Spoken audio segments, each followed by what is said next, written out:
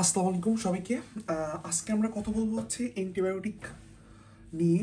তো আসলে কথা বলা শুরু করার পূর্বে আমাদের কিছু বেসিক বিষয়গুলো জানতে হবে যে আমরা সাধারণ মানুষ কোন বিষয়গুলো ভুল করি। সেটা হচ্ছে অ্যান্টিবায়োটিক। অ্যান্টি মানে কি? বিপরীত। বায়োটিক মানে ব্যাকটেরিয়া, অর্থাৎ ব্যাকটেরিয়ার বিপরীতে কোনটা কাজ করে এটা আমাদেরকে বুঝতে হবে। এখন একজনের ঠান্ডা লাগছে, জ্বর আসছে, কোনো কিছু না ভেবেই আমরা কি করতেছি, তাকে অ্যান্টিবায়োটিক দিয়ে দিচ্ছি। এটা মোটেও ঠিক নয়। এইটুকু বোঝার জ্ঞান আমাদের আছে। তো সমস্যা যেখানে হচ্ছে, দেখেন, প্রত্যেকটা রোগের পিছনে অবশ্যই কোনো কিছু দায়ী থাকে।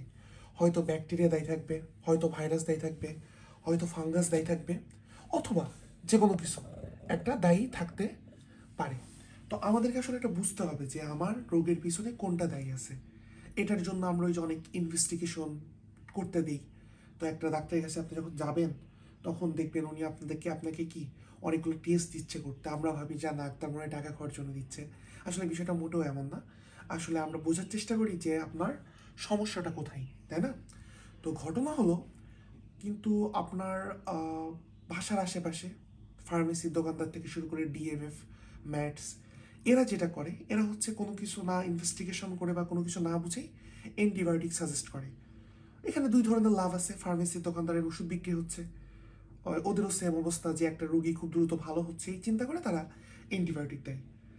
আসলে অ্যান্টিবায়োটিকের এই অবাধ ব্যবহারের কারণে যেটা হচ্ছে, আমাদের স্বাস্থ্য একটা বিরাট ঝুঁকির সম্মুখীন হচ্ছে। কারণ আমাদের বডির কিন্তু যেই ব্যাকটেরিয়া, ধরেন অ্যান্টিবায়োটিক মানে কি, আমার ধরেন ভাইরাস দ্বারা কোনো রোগ হয়েছে, তাহলে কি আমার অ্যান্টিবায়োটিক খেয়ে সারবে?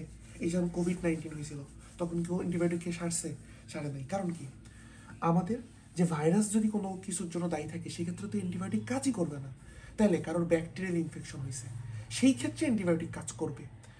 কিন্তু এখন একজনের ব্যাকটেরিয়াল ইনফেকশন হয়েছে কোনো কারণে, হয়তো বুঝলাম যে না, তার ব্যাকটেরিয়াল ইনফেকশন হয়েছে, তার মানে কি আমি তাকে অ্যান্টিবায়োটিক দিব?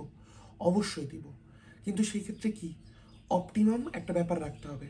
কারণ যদি বেশি হয়ে যায় সেটাও তার বডির জন্য ক্ষতিকর, আবার আমি যদি কম দিই সেটাও ক্ষতিকর।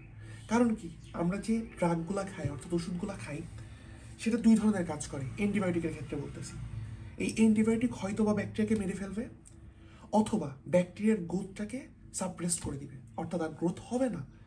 বাট কথা হয় কি, ধরেন একটা মানুষ কি বলে যে ডোজ হইতে 5টা খাওয়ার কথা একটা ওষুধের, সে একটা খাইছে, খেয়ে তার জ্বর, ঠান্ডা, হোয়াট এবার যে কোনো একটা রোগ মোটামুটি ঠিক হয়ে গেছে।